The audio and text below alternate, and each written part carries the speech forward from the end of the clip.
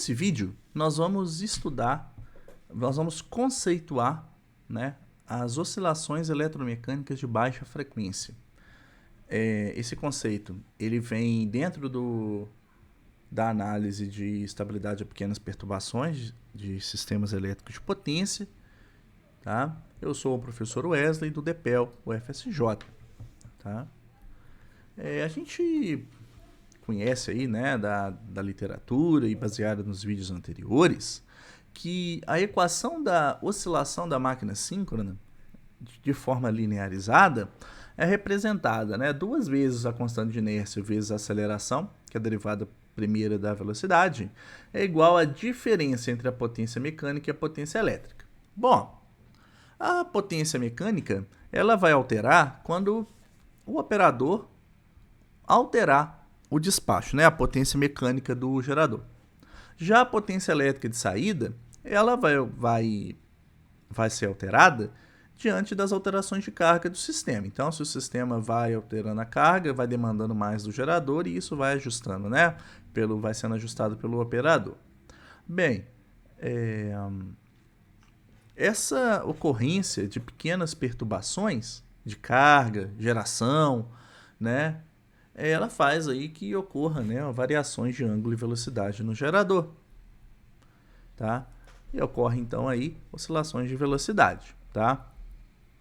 Então, só para efeitos de ilustração, eu tenho aqui, né, a variação da carga do sistema elétrico de potência brasileiro, que eu peguei aqui, né, no dia 6 de junho de 2022, às 13h24, que é quando eu montei esses slides, né? E eu tenho aqui que, naquele momento, naquela hora, o sistema tinha uma carga de 67.624 megawatts, 67 GB, né? E também estava exportando em torno aí de 1.165 megawatts, tá?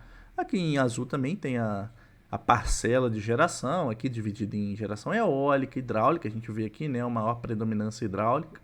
Geração térmica, maior que a eólica, pouco maior que a eólica. Geração nuclear, geração solar. Então a gente observa aqui que gerações renováveis como eólica e renováveis assim, né, emergentes, né, porque a hidráulica também é renovável, né? Então, como a eólica e a solar tem aí já, né, um aumento significativo nos últimos anos, né? E a gente observa aqui, né, um aumento progressivo, redução progressiva da carga, vai aumentando, né? Mas de um ponto para o outro aqui a gente observa pequenas variações, né? Então a gente pode analisar a estabilidade para esse sistema, calculando aqui, né, qual que é o modelo linearizado num ponto, e para pequenas variações a gente vai calculando qual que é a análise, né? Qual que é o nosso... se o sistema é estável ou não a pequenas perturbações, tá certo? A gente observa, então, uma variação constante da carga, tá? Bom, as oscilações de velocidade, elas se propagam para outras grandezas do gerador e do sistema. Então, se eu tenho ali a variação da potência elétrica e a velocidade varia, né, então eu tenho aqui a variação da velocidade terminal da máquina. E essa oscilação ela vai propagar, por exemplo, para o ângulo interno da máquina e para a potência elétrica também do gerador. Tá certo? Então eu tenho aqui essas figuras, né, de um artigo meu, e a gente ilustra essas variações, e isso se propaga para corrente, para tensão, para potência reativa, né, para todas as variáveis aí do sistema. Tá? Então, as oscilações eletromecânicas de baixa frequência, em torno aí de 1 a 3 Hz, elas ocorrem, se propagam para o sistema e podem causar problemas aí, tá? Bom, e como que a gente pega então essa frequência da oscilação? A gente já viu isso no vídeo anterior, mas basicamente a gente tem lá a variação, né, da curva de variação do ângulo ou velocidade. A gente pega lá o período, que é a diferença de tempo entre duas cristas consecutivas, né, e faz ali 1 sobre t. E a velocidade angular vai ser 2πf, né, a oscilação, tá? Então essa frequência aí, ela é medida com base no sinal do sistema, tá, de oscilação. Bem, a gente tem algumas definições. Oscilações a gente pode ter natureza local ou natureza interária. Tá? E o que seria uma oscilação de natureza local? Né? É quando um gerador ou um grupo de gerador de uma determinada planta, por exemplo, os geradores de Itaipu, os geradores de uma determinada usina, vão oscilar contra o resto do sistema, modelado como uma barra infinita. Então ele está conectado através de uma impedância a essa barra infinita, né? Então esse tipo de oscilação de um gerador ou de uma planta, tá? Oscilando contra o resto do sistema, isso aí a gente chama de oscilações locais, tá? Como é o caso do sistema máquina barra infinita, e a frequência dessas oscilações é 1 a 3 Hz. O que caracteriza essa oscilação é a sua frequência, 1 a 3 Hz, tá? Então a gente tem aqui um comportamento, né, aqui da velocidade da máquina, né, oscilando em torno de 377 Hz. Ocorre uma perturbação, ela oscila, né, e vai oscilando aqui. Observe que ele tem um comportamento de amortecimento, tá? E em 10 segundos ainda ele não amorteceu o suficiente, tá? Então você precisaria de um controlador aqui para amortecer isso de forma rápida, porque o que está acontecendo aqui são oscilações, né, e que podem ocasionar desgastes nos geradores, tá? Já oscilações de natureza interária, aí ocorre, né, o seguinte, duas usinas oscilando, né, uma contra a outra, né? Por exemplo, você pode ter um grupo de geradores na área norte do país, um grupo de geradores na área sul do país, como é o caso brasileiro, tá? E aí você tem entre esse grupo de gerador uma conexão por uma linha de transmissão, tá? Então, esse tipo de oscilação entre grupos de geração de áreas diferentes, você dá o nome de oscilação interária, que varia aí na frequência de 0,1 a 1 Hz, né? Tá aqui 0,2 a 0,7, mas pode ser 0,1 a 1 Hz também. Então, são oscilações que você tem aí uma... tá até aqui corrigido, né? Eu coloquei aqui agora. Você tem um período maior, né? Você tem uma frequência menor, então você teria um período maior, tá? Se você comparar o período e a frequência, né? Você vai observar que a oscilação local tem um período maior e uma frequência maior e um período menor, ou seja, você vê aqui, e aqui na oscilação interária, uma frequência menor e um período maior entre as oscilações, né? Mas, de qualquer forma, são oscilações, são problemas de natureza eletromecânica que ocorrem no sistema, tá? É interessante aqui falar que oscilações interárias, por exemplo, no sistema elétrico brasileiro, quando ocorreu a interligação norte-sul, lá na década de 90, oscilações desse tipo foram observadas no sistema elétrico brasileiro. Então você tinha lá na faixa de 0,7 Hz uma oscilação entre os geradores do sul e geradores do norte, tá? É claro que a gente, né, que foi feito um procedimento de ajuste de controladores, né, na época para os engenheiros do sistema elétrico brasileiro, e resolveu esse problema, amorteceu essas oscilações, mas elas não deixaram de existir. As oscilações, elas existem, né, e você não mitiga, você reduz o efeito, amortece, tá? Então, o impacto dessas oscilações são o desgaste das unidades geradoras, né? Você tem ali a velocidade do rotor variando, então isso daí é desgaste, tá? Além disso, você limita a potência transferida entre áreas. Eu vou apresentar um exemplo aqui baseado em trabalhos recentes meus na literatura. E também, se essas oscilações elas não forem amortecidas, elas podem levar o sistema a blackouts, tá? Já aconteceu isso nos Estados Unidos, aconteceu isso no Brasil, tá? Então o problema de oscilações eletromecânicas, o pessoal tem um certo cuidado, né? Tem uma análise bastante especial na literatura, principalmente pelos seus controladores, que o pessoal adora ajustar, né? Aplicar técnicas para ajustar. Bom, sobre a limitação da potência transferida entre áreas, eu recentemente, né, a gente está falando aqui do vídeo gravando em 2022, eu publiquei esse artigo em 2021, aonde eu calculei qual que era a máxima capacidade de transferência de potência entre áreas do sistema, considerando restrições de estabilidade. A essa máxima estabilidade de pequenas perturbações. como essa máxima, esse valor máximo de transferência transferida entre áreas, a gente chama de capacidade dinâmica de transmissão, né? O Dynamic Transmission Capability, ok? E eu usei aí técnicas de otimização, né? No caso aí foi publicado na IGEPS no ano passado, tá? Então, o que seria isso, né? Você teria aqui, você tem o sistema, esse sistema é o New England, tá? Essa figura é tirada de um artigo meu, tá? Por isso que não tem aqui a fonte, né? A referência é aquele artigo do slide anterior. E você tem aqui, né? Duas áreas, uma área aqui em verde, uma área aqui em azul. E o que conecta?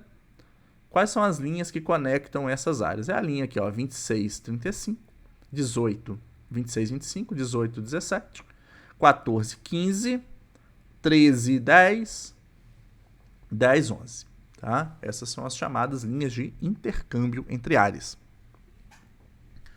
E se eu quiser calcular qual que é o máximo intercâmbio, qual que é a máxima capacidade de transmissão de potência, TTC, né? Eu preciso de uma ferramenta que vai definir para mim, calcular qual que é o máximo fluxo de potência que eu posso mandar desta área para essa área 2 para a área 1. Né? E quando eu considero restrições de estabilidade, né, eu tenho que analisar, lembra das oscilações interárea? Então eu tenho que pegar e ver, será que quando eu vou aumentando a potência transferida de baixo para cima, será que os geradores da área 1 vão começar a oscilar contra os geradores da área 2? Tá? Além disso, será que vai ocorrer alguma oscilação local? Né? Oscilação local, por exemplo, pode ser também, né, entre geradores de uma mesma área. Ou intraplanta, quando você tiver várias unidades, geradores de uma mesma planta, entende-se aqui, usina. Né? Então, o objetivo aqui é o seguinte, ó, qual que é o amortecimento, a restrição de amortecimento que vem da estabilidade a pequenas perturbações, né? Qual que é o impacto disso na máxima transferência, tá certo? Então, tem como calcular essa máxima potência transferida com base num processo de otimização. E quanto mais eu aumento essa restrição de amortecimento, eu estou melhorando do ponto de vista de estabilidade de pequenas perturbações, né? Entretanto, eu estou reduzindo a máxima potência que eu consigo mandar de uma área para outra. Então, por exemplo, uma restrição de 5%, que é aquele coeficiente calculado a partir do alto valor crítico, né? Aquele mais próximo da instabilidade, né? Mais próximo do plano direito, complexo. Para 5 eu tenho ali uma transferência de 1.825 megawatts. Mas se eu for funilando aqui, aumentando essa restrição, por exemplo, para 10%, ele já cai para 1.100. Então, a estabilidade, os critérios de estabilidade de pequenas perturbações são muito importantes, tá certo? Isso aqui é uma ferramenta muito utilizada aí para análise na análise de operação do sistema elétrico, tá? Agora existem também outros tipos, né, de modos de oscilação. Como eu falei, existem modos locais interárea, mas existem modos intraplanta, quando tem oscilação entre as plantas, né, de uma mesma usina. Modos de controle, quando, por exemplo, os controles que você tem no sistema, por exemplo, o AVR, você tem também o PSS, né? Você pode ter uma oscilação entre esses controles. Então, tem os modos de controle. Tem os modos torsionais associados a ressonâncias, né? Subsíncrona. E tem outros tipos de modos. E você tem aqui um trabalho muito importante na década de 2000, né? Desenvolvido por esses pesquisadores brasileiros, como Nelson Martins e Glauco Taranto. Esse daqui é um pesquisador aposentado do CEPEL, do Grupo Eletrobras. Esse é um professor da COP, UFRJ. E tem pesquisadores também externos, né? Veio esse artigo aqui, veio esse documento, na verdade, né? Esse relatório de uma força-tarefa do I3E-SIGRE, né? Que é o impacto de interação entre controles, né, de sistema de potência. É um relatório muito interessante que fala aí, né, métodos de quais são os modos, estudos de caso, métodos de mitigação, métodos de ajuste de PSS, né? É um trabalho bem importante aí. Agora é o seguinte, na prática a gente considera amortecimento mínimo aí de 5%. Se a gente vê que as oscilações não estão amortecidas, o que a gente faz para amortecer essas oscilações? Poxa, tem que amortecer. Como a gente faz? Essa resposta veio na década de 70 com um artigo de De Mello e Concordia, né, onde eles propuseram, né, através desse artigo aqui, né, conceitos de estabilidade de máquina síncrona afetadas por sistemas de excitação, eles propuseram um controlador muito importante, chamado de estabilizador de sistema de potência ou Power System Stabilizers, que é o PSS, que todo mundo conhece. É um controlador alocado na máquina síncrona, cujo objetivo é amortecer oscilações de natureza eletromecânica, tá? Então, eu tenho aqui um exemplo, né? Eu tenho aqui um gerador síncrono. Ele tem aqui o AVR, tá certo? É o regulador automático de tensão. Então, a gente observando aqui, né, o ponteiro, a gente vai mostrando aqui a tensão terminal do gerador. A gente tem aqui, ó, menos delta VT e uma tensão de referência, tá ok? Então, se a gente olhar só para essa parte de cima do somador, a gente tem que esse sinal entra no AVR. Então, isso daqui é o que a gente chama de malha aberta. É o gerador com seu AVR. Aí o De Mello e Concordia, na década de 70, propuseram usar um controlador chamado PSS, né? Ou Pulse Estabilizador de Sistema de Potência, que a partir da velocidade angular, ele fazia o que aqui, hein? Ele passava essa velocidade no controlador, gerava um sinal suplementar, um sinal de estabilidade suplementar, chamado VPSS, né? E injetava isso na entrada do sistema de excitação do AVR. Então, o que a gente está fazendo aqui, né, o que o PSS faz é colocar um sinal suplementar de controle capaz de fechar a malha, e aí quando você considera todo esse controle, você tem a malha fechada, né? Se a malha aberta é o gerador mais o AVR, o gerador mais o AVR mais o PSS é a malha fechada, né? E aí você tem o quê? A gente fala que o PSS modula a tensão de entrada de forma a amortecer a oscilação. Ele olha lá para o que está acontecendo nas oscilações eletromecânicas, né? E a velocidade ela carrega muita informação dessas oscilações. E você vai fazer aqui uma modulação. Você vai injetar um sinal no gerador, que é isso que o controle faz, né? Ele injeta um sinal de controle para melhorar a performance, o desempenho do sistema de uma planta, né? No caso, o gerador. Bom, então, se eu tenho aqui um sistema com maior número de geradores, cada gerador tem o seu PSS. Então, você tem o PSS1, tem o PSS2, 3, 4. Isso daqui é um sistema elétrico brasileiro, né, um equivalente, onde você consegue ver aqui as usinas da área sul, Salto Santiago, Segredo e Foz da Areia. Tem aqui a usina de Itaipu, né? E tem aqui um sistema equivalente brasileiro, por isso que ele não recebe PSS. É um estudo. A gente pega tudo que está lá para trás e faz um equivalente dinâmico, tá? Coisas aí que a gente vai, conceitos que a gente vai abordar aos poucos no canal, tá bom? Então, o que a gente precisa ter em mente é que cada gerador tem o seu PSS, que é um controle, a gente vai falar isso na próxima aula, próximo vídeo, né? E como ajustar isso, né? Bom, então existem algumas questões. Quais os tipos de estabilizadores? Será que existe? Quais são os tipos que existem? Estrutura clássica, estruturas avançadas? Como projetar? Controladores têm parâmetros. Como eu projeto? Essa questão do projeto tem motivado na literatura nos últimos, né, desde a década de 70, então a gente está falando aí de 50 anos, vários trabalhos, tanto na área de teoria de controle clássico, teoria de controle robusto, inteligência artificial, como rede neural, fuzzy e otimização. Isso aí tem motivado. Eu mesmo, a minha tese de doutorado foi feita em projetos de estabilizadores para sistemas elétricos de potência, utilizando métodos de otimização. Então é um tema que eu gosto muito, é um tema que eu venho estudando, né?